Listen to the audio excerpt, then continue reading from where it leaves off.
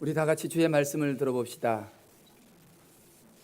하나님의 말씀을 높이 드시고, 주의 말씀은 내 발의 등이요 내 길의 빛이니이다. 아멘. 우리 인생길에 빛이 되시기를 주님의 이름으로 축원합니다. 오늘 우리에게 주시는 하나님의 말씀은 에스겔서 47장 1절로 12절까지의 말씀입니다. 제가 가진 성경으로는 구약성경 1227쪽입니다.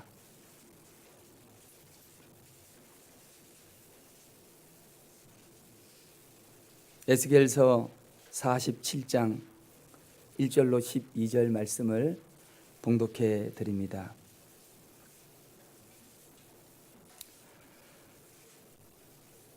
그가 나를 데리고 성전 문에 이르시니 성전의 앞면이 동쪽을 향하였는데 그 문지방 밑에서 물이 나와 동쪽으로 흐르다가 성전 오른쪽 제단 남쪽으로 흘러내리더라. 그가 또 나를 데리고 북문으로 나가서 바깥 길로 꺾여 동쪽을 향한 바깥문에 이르시기로 본즉 물이 그 오른쪽에서 스며 나오더라. 그 사람이 손에 줄을 잡고 동쪽으로 나아가며 천척을 측량한 후에 내게 그 물을 건너게 하시니 물이 발목에 오르더니 다시 천척을 측량하고 내게 물을 건너게 하시니 물이 무릎에 오르고 다시 천척을 측량하고 내게 물을 건너게 하시니 물이 허리에 오르고 다시 천척을 측량하시니 물이 내가 건너지 못할 강이 된지라. 그 물이 가득하여 헤엄칠 만한 물이요 사람이 능히 건너지 못할 강이더라. 그가 내게 이르시되 인자야 내가 이것을 보았느냐 하시고 나를 인도하여 강가로 돌아오게 하시기로 내가 돌아가니 강 좌우편에 나무가 심이 많더라.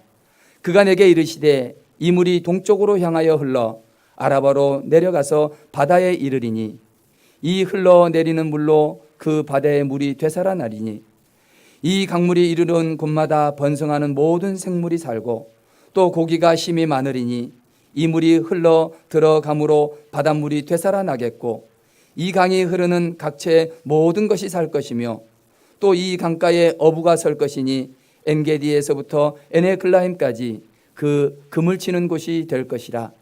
그 고기가 각기 종류를 따라 큰 바다의 고기같이 심이 많으려니와 그 진펄과 개펄은 되살아나지 못하고 소금 땅이 될 것이며 강 좌우가에는 각종 먹을 과실나무가 자라서 그 잎이 시들지 아니하며 열매가 끊이지 아니하고 달마다 새 열매를 맺으리니 그 물이 성소를 통하여 나옴이라.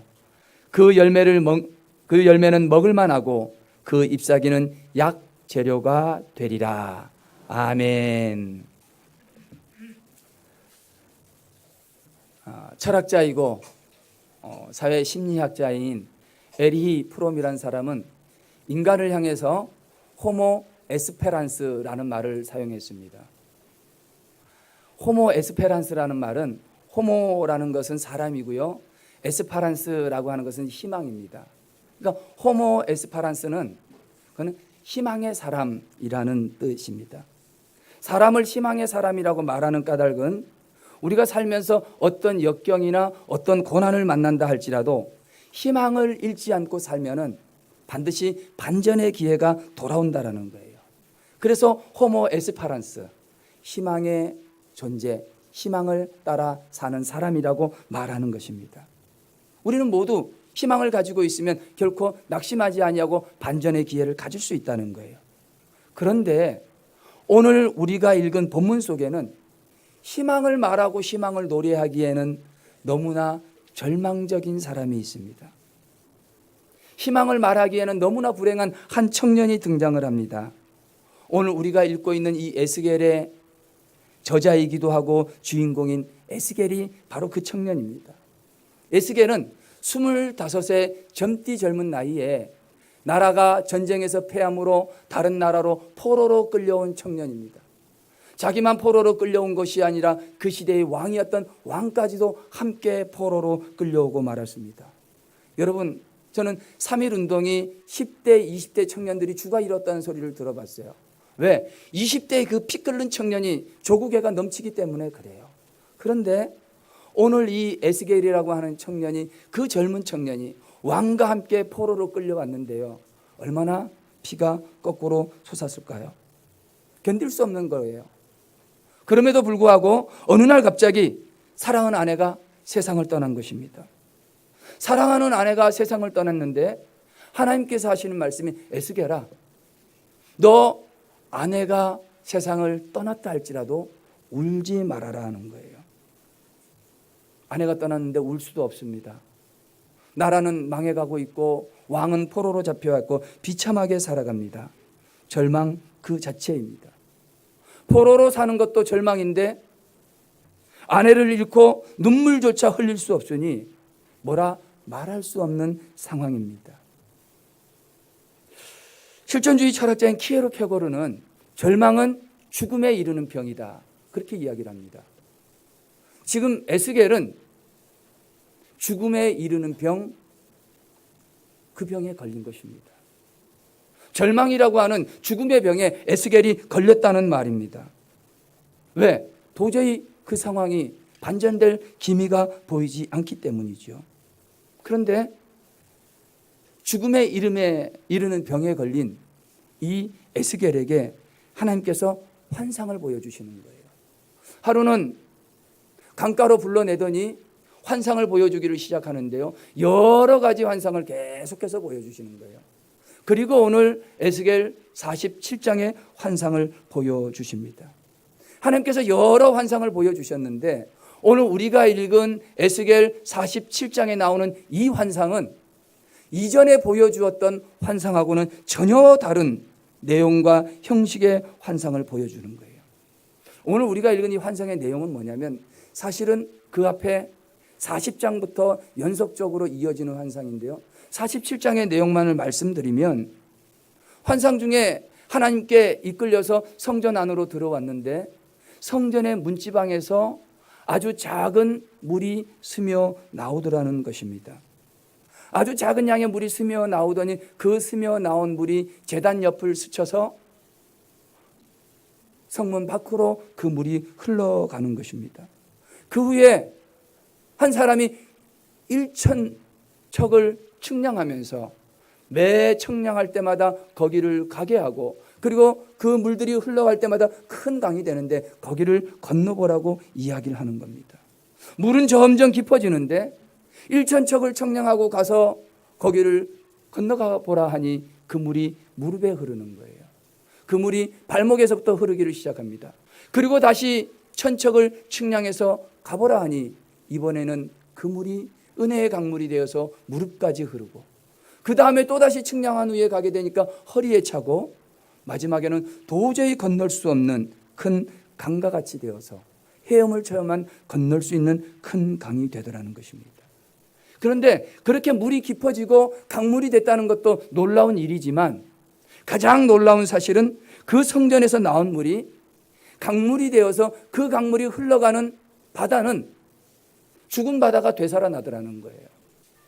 그 강물이 흘러가는데, 흘러간 그 강물이 강줄기를 이루어서 계속 가는데, 그 강 좌우편에는 나무가 자라는데 그 나무들이 번성해서 아주 크게 자라고, 그리고 그 나무들이 자라난 이후에는 달마다 1년에 12달이니 12번의 열매를 맺고, 그리고 그 잎사귀가 너무나 귀해서 그 잎사귀들은 약으로 쓸 만큼 아주 귀한 나무가 자라더라는 것입니다. 여러분, 고국 땅에는 나라를 빼앗길 지경입니다. 이후에 성전이 파괴될 것인데요, 그런 모든 성전이 파괴해지고 나라가 망하고 다 부서진 것 같았던 그 성전에서 아주 작은 은혜의 물줄기가 나오더니 그것이 강물이 되고, 그 강물이 폐허가 된 고국의 땅을 두루두루 흐르면서 그 땅이 되살아나는, 놀랍게 변화되는 희망의 모습들을 보여주시다라는 것입니다. 여러분, 에스겔은 낙심하고 절망할 수밖에 없는 상황이지만 결코 절망하지 않았습니다.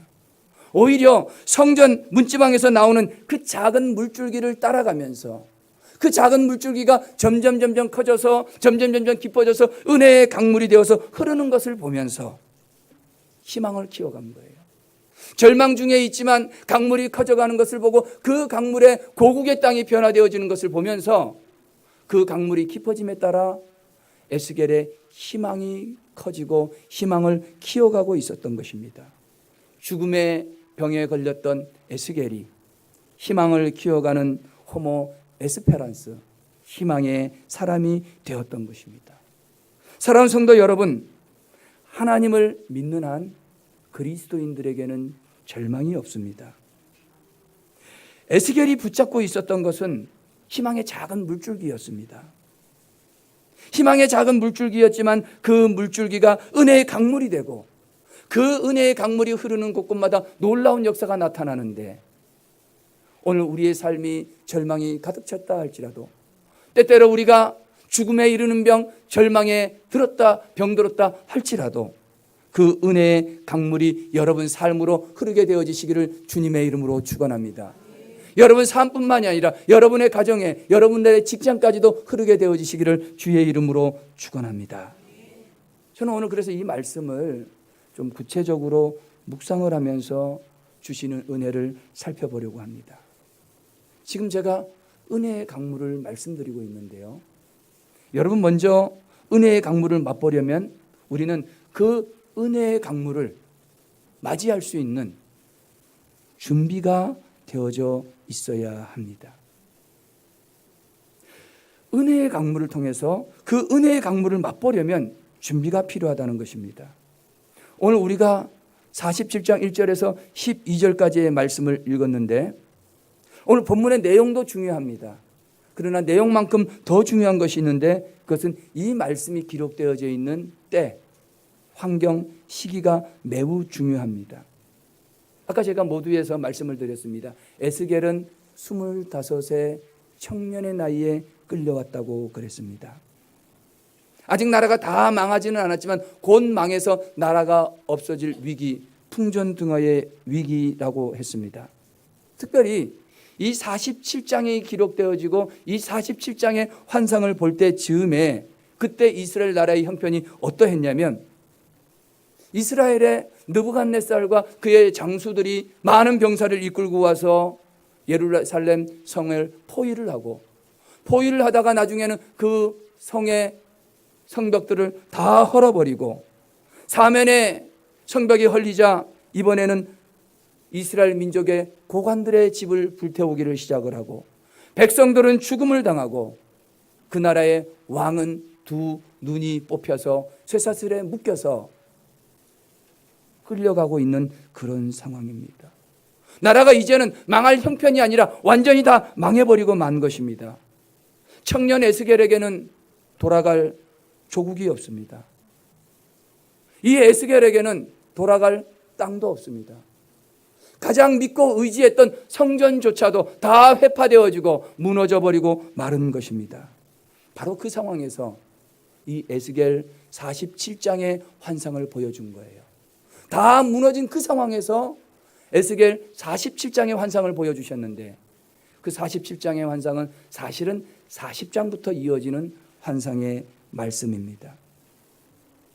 그 환상의 말씀을 살펴보면 이런 거예요. 다른 말이 아닙니다. 그 환상에 작은 물이 스며 나오고, 그 환상을 보니까 계속해서 그 강물이 흘러가다가 강물이 되어지고, 그 은혜의 강물이 큰 일을 이루더라는 그 내용입니다. 여러분, 여기서 우리가 배워야 할 것이 있습니다.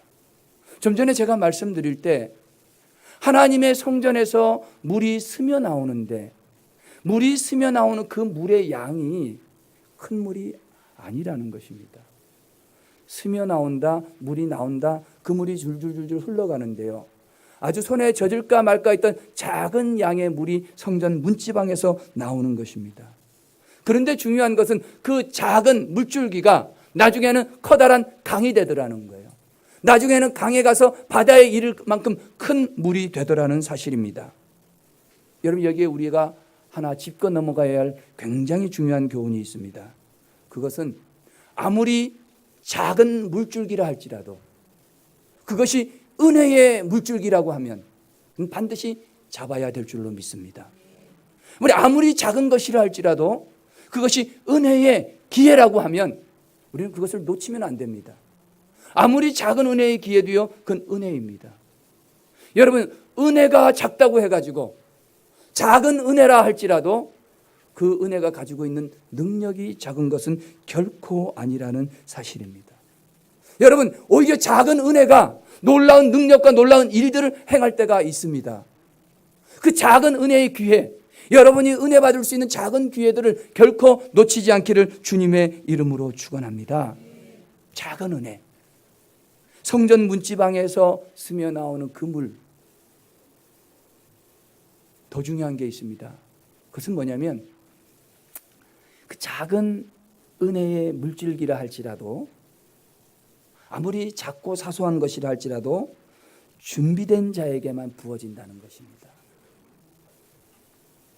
여러분, 그래서 신앙에는요, 늘 은혜 받을 준비를 하고 있어야 합니다. 이 환상이 47장의 환상이 40장부터 말씀이 이어진다고 했습니다.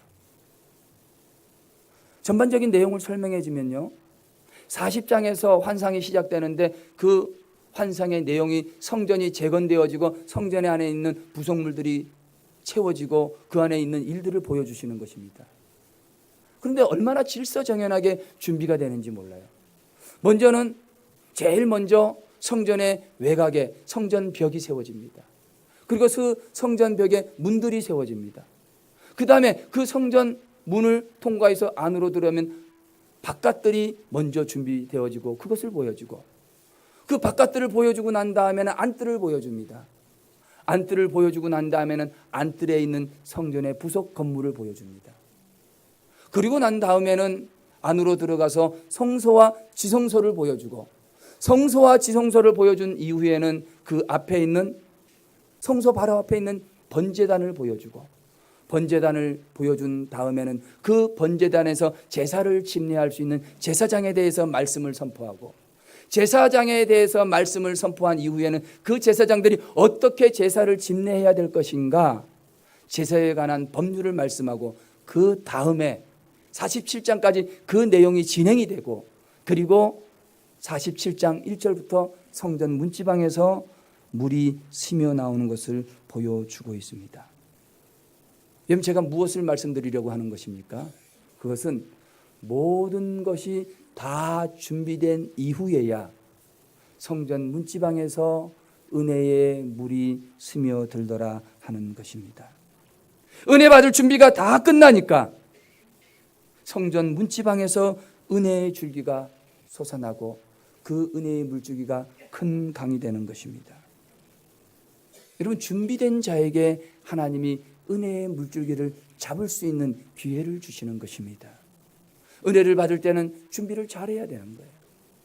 오늘 우리가 큰비 예배를 드리고 오전에도 아침에 이른비 예배를 드렸습니다.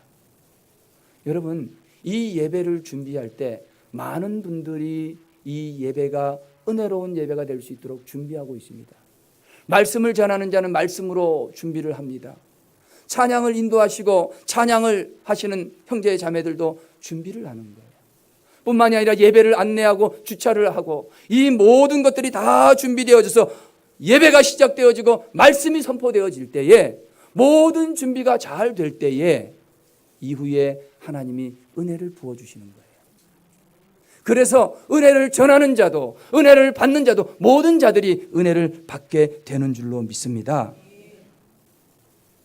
그런데 여러분, 우리가 한번 생각해 보면 혹시라도 하나님께서 은혜를 부어주시는데 아직 채 준비되지 아니하는 분에게 은혜를 부어주신다고 가정을 해 보십시다. 절대로 그런 일이 없지만 준비되어져 있지 않는 자에게 하나님이 은혜를 부어주면 여러분, 과연 그 은혜가 어떻게 되겠습니까? 아무 소용이 없습니다. 왜냐하면 아직 준비가 되지 않아서 그 그릇이 뒤집혀 있다고 한다면 아무리 은혜를 부어준들 그것이 그릇에 담겨질 수 있겠습니까? 없는 거예요. 행여 그 그릇이 바로 세워졌다 할지라도 잘 준비되어져서 그 그릇이 깨끗하게 씻겨져 있어야 되는데 여전히 세상 죄악으로 더럽혀져 있다고 한다면 하나님이 그 은혜의 그릇들, 여러분들에게 은혜를 부어주신들 그 은혜가 무슨 의미가 있겠습니까? 마치 컵이 아직 설거지를 안 해서 더러운 것, 오물들이 많이 묻어 있는데 여기에 아무리 깨끗한 생수를 부어 넣은들 이 물이 먹을 만한 물이 되겠습니까? 사랑하는 성도 여러분, 은혜는 작은 것에서부터 시작이 되어지고 그 작은 은혜의 기회를 놓치지 않을 때 은혜가 부어지는데, 그 은혜가 부어질 때 준비되지 아니하면 우리는 은혜를 받을 수도 없고 은혜를 누릴 수도 없다는 사실입니다. 사랑하는 성도 여러분, 오늘 이 시간에 저와 여러분이 하나님 왜 나에게는 은혜를 주시지 않습니까? 하나님 왜 나에게는 축복을 부어주시지 않습니까? 원망할 때도 있어요. 하나님, 내 아들은 왜 이렇고 내 딸은 왜 이렇습니까? 내 남편과 내 직장과 내 사업장은 왜 하나님의 은혜가 임하지 않습니까? 라고 말할 때가 있습니다. 그러나 여러분, 오늘 말씀을 통해서라면 우리는 먼저 내가 그런 은혜를 받을 준비가 되어져 있는가? 오늘 내 가정이, 내 직장이, 내 사업장이 하나님이 은혜를 부어주실 때에 그 은혜를 받을 만큼 준비가 되어져 있는가? 우리는 우리 자신을 살펴야 될 줄로 믿습니다. 사랑하는 성도 여러분, 먼저 여러분에게 주어주시는 작은 은혜의 기회를 놓치지 않기를 주님의 이름으로 축원합니다. 아무리 작은 은혜의 물줄기라 할지라도 그것이 은혜의 물줄기라면 굳게 붙들기를 주님의 이름으로 축원합니다. 그리고 여러분, 우리 모두 다 이 은혜를 받을 수 있도록 은혜의 그릇을 바로 세우고 그 그릇을 깨끗하게 정결하게 준비하는 저와 여러분 되시기를 주님의 이름으로 축원합니다. 여러분, 이렇게 우리가 준비되면 은혜의 강물이 아니라 우리 주님은 은혜의 폭포수를 부어 주실 것입니다. 이것이 첫 번째예요. 오늘 우리가 두 번째로 생각해 볼 것은, 이렇게 하나님께서 은혜의 강물을 흘려보내 주시고 그 은혜의 강물이 발목에서 시작해서 무릎과 허리로, 그리고 우리를 키를 넘어서는 깊은 강물로 깊어지는데, 이 말씀을 통해서 우리에게 주시는 두 번째 교훈은 우리 성도들이 받는 은혜는 점점 깊어져야 한다는 것입니다. 성도들이 받는 은혜가 깊어진다고 하는 것은 신앙이 깊어지고 신앙이 성숙한다는 말입니다. 오늘 말씀 3절에서부터 5절까지 말씀을 한번 보십시오. 그 말씀을 보시면 성전 문지방에서 나온 물이 흘러가는데 각각 천척을 측량할 때마다 단계적으로 깊어지는 것을 알 수가 있습니다.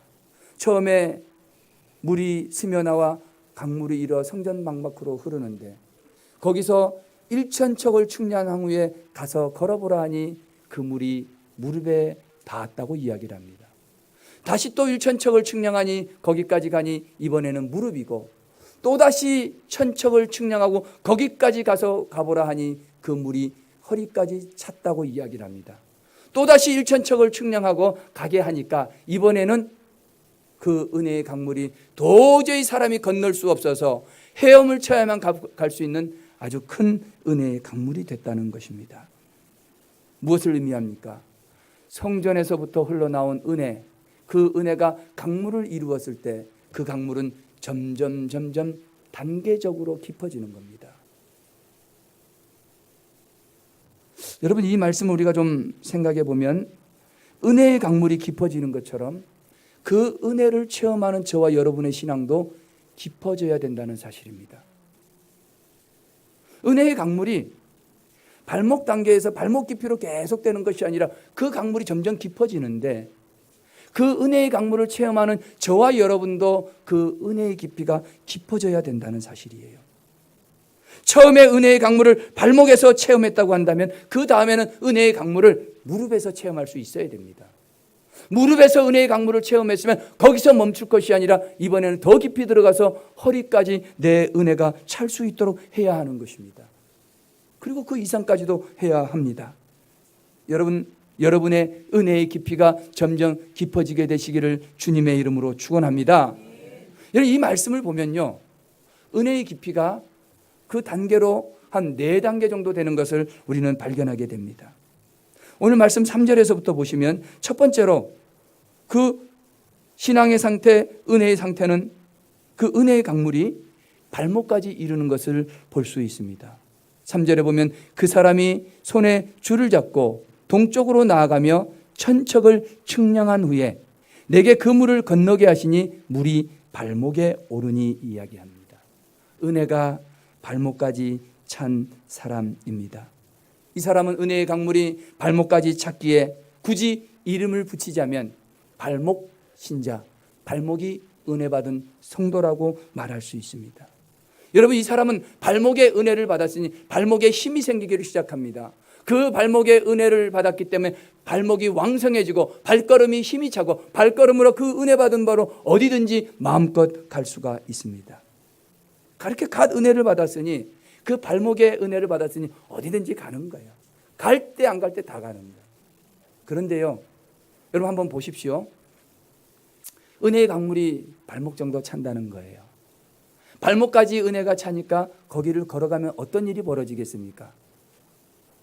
좀 천천히 걸면 그냥 퐁당퐁당 하는데요, 은혜를 받아서 발목에 힘이 생겨가지고 그 낮은 물을 뛰어다닌다면 어떻게 되겠습니까? 물이 튀기를 시작합니다. 계속해서 뛰어다니면 그 물이 이제 나중에는 흙탕물이 되는 겁니다. 여러분, 흙탕물 튀길 때에 나는 은혜 받아서 뛰어다니지만 그 흙탕물에 피해받는 사람도 있다는 것을 아셔야 합니다. 그런데 이렇게 은혜가 무릎 발목까지 임해서 은혜 받아서 좋기는 좋은데 이 사람은 더 깊은 은혜의 강물로 들어가기를 주저합니다. 왜냐하면 더 깊은 은혜의 강물로 들어가면 내가 그 강물에 휩쓸려 들어갈 것 같기 때문에 그렇습니다. 그 다음에 보시면 은혜의 강물이 무릎까지 차오릅니다. 4절 상반절에 보니까 다시 천척을 측량하고 내게 은혜의 강물을 건너게 하시니 물이 무릎에 올랐다고 이야기를 합니다. 좀 전처럼 이름을 붙인다 하면 어떻게 붙일까요? 무릎 신자라고 할 수 있습니다. 이 사람은 무릎이 은혜를 받은 사람입니다.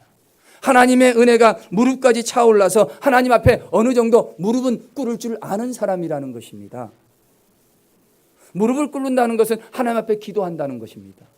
하나님 앞에 어떤 삶을 살아가는데 어려움이 오고 기도 제목이 생기고 삶의 고난이 오면 하나님 앞에 무릎을 꿇고 기도를 하게 되는 것입니다. 기도의 필요성을 아는 성도입니다. 그런데 이 사람 역시 무릎을 꿇고 하나님 앞에 기도하다 기도의 응답이 즉시 일어나지 않으면 다시 강가로 나갈 사람입니다. 아직까지 무릎에 밖에 은혜가 차 있지 않기 때문에 그 강물을 건너기보다는 그 은혜의 강 밖으로 나아가는 것이 더 쉽기 때문입니다. 아직 은혜에 완전히 적셔지지 않았기 때문에 우리가 가을철 김장 담글 때 말로 이야기한다면 배추가 아직 완전히 숨이 죽지 않았기 때문에 자기 하고 싶은 대로 하는 것이 더 많다는 이야기입니다.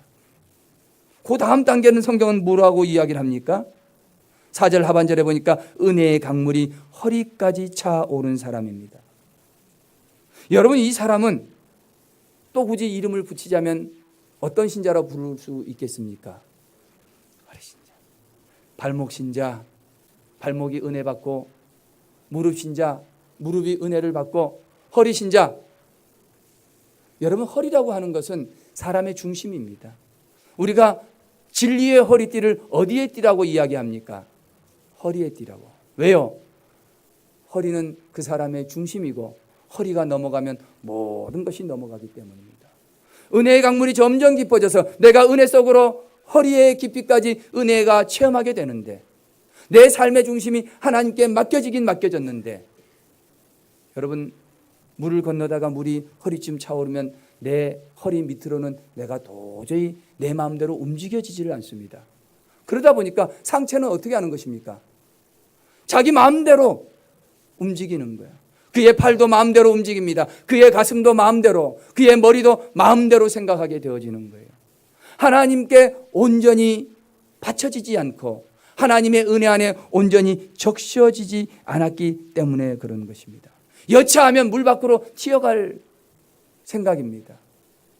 이 사람은 더 이상 발목 신자나 무릎의 신자나 허리의 신자는 더 깊은 은혜 받기를 두려워합니다.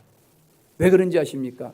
내가 은혜 받으면 받을수록 내가 하나님 앞에 무릎을 꿇어야 되고 내 삶의 중심을 하나님께 드려야 되기 때문에 더 깊은 은혜, 더 많은 은혜 받기가 두려운 것입니다.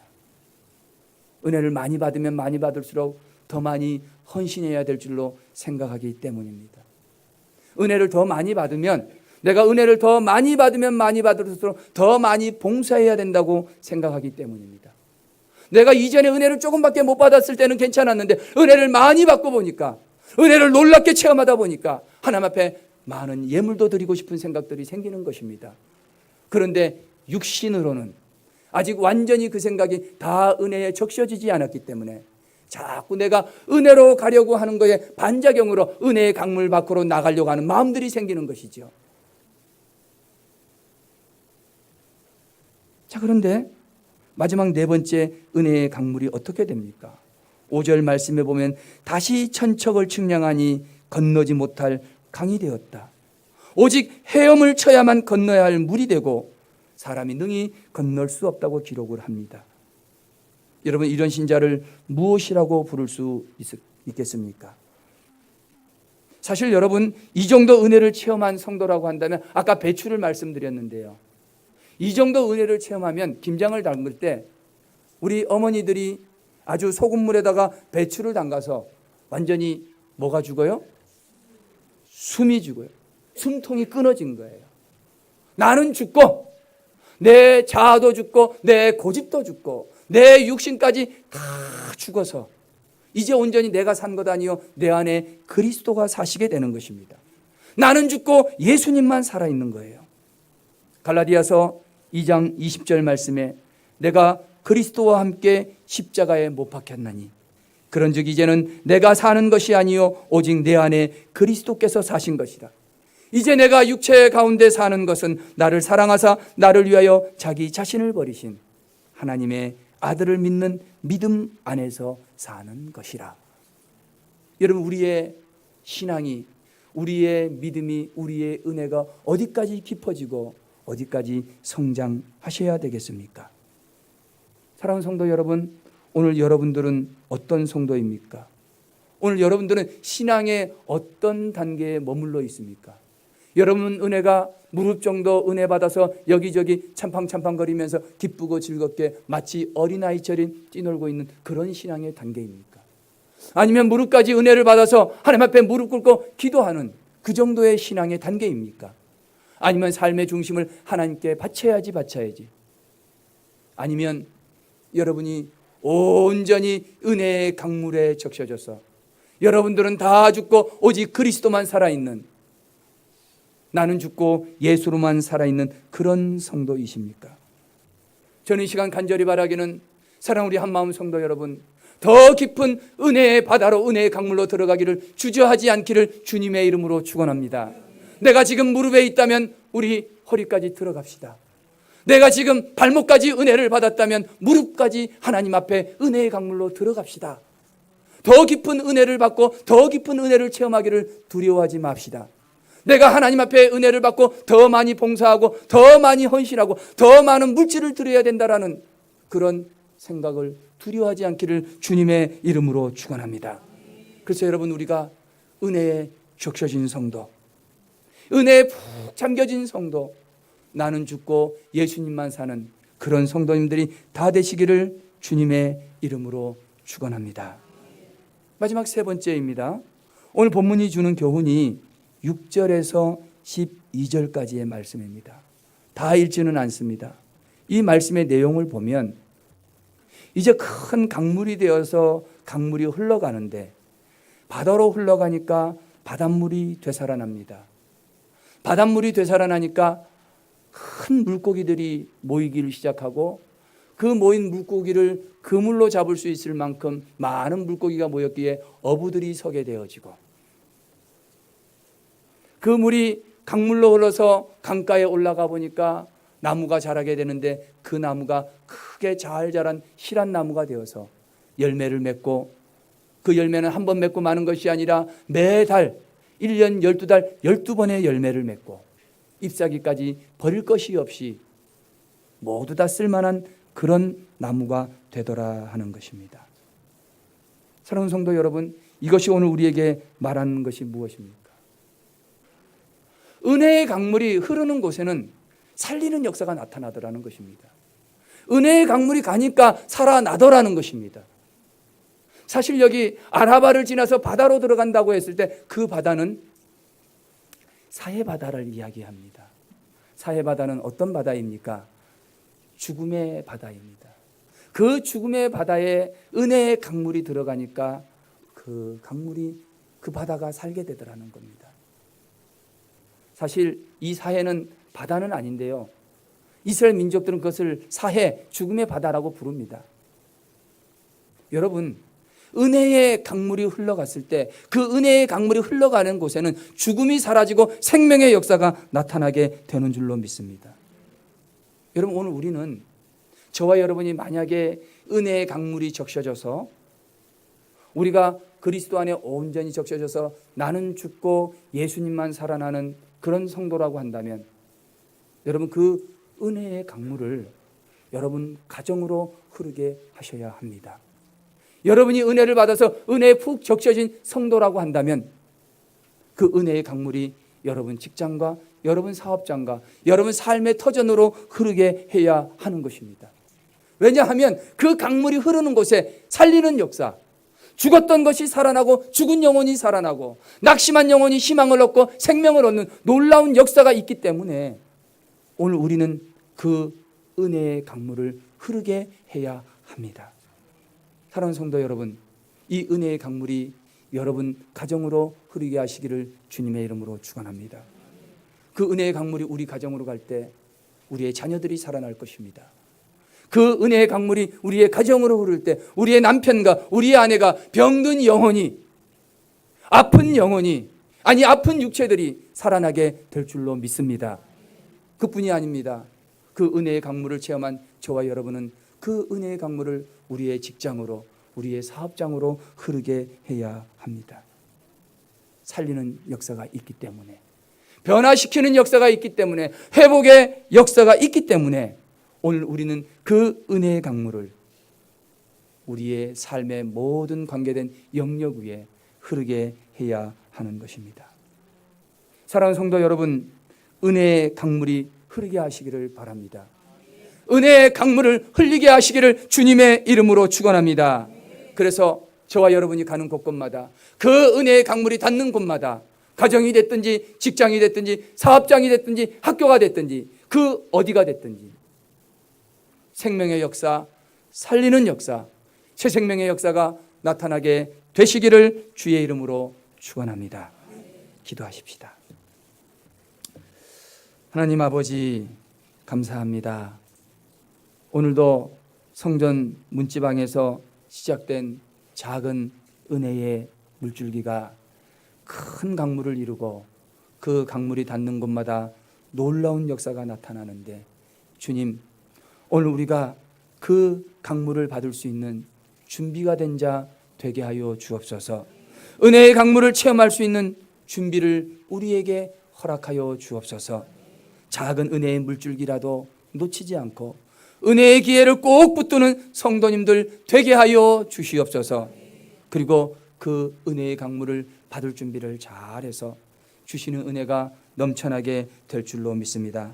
하나님, 무엇보다도 그 은혜의 강물이 점점 깊어졌던 것처럼 하나님, 우리도 신앙의 단계가 지금 있는 자리에서 머무르지 말게 하시고, 내가 받은 그 은혜가 발목에서 무릎으로, 무릎에서 허리로, 그리고 온전히 적셔진 신앙의 성숙이 우리 삶에 이루어지게 하여 주옵소서.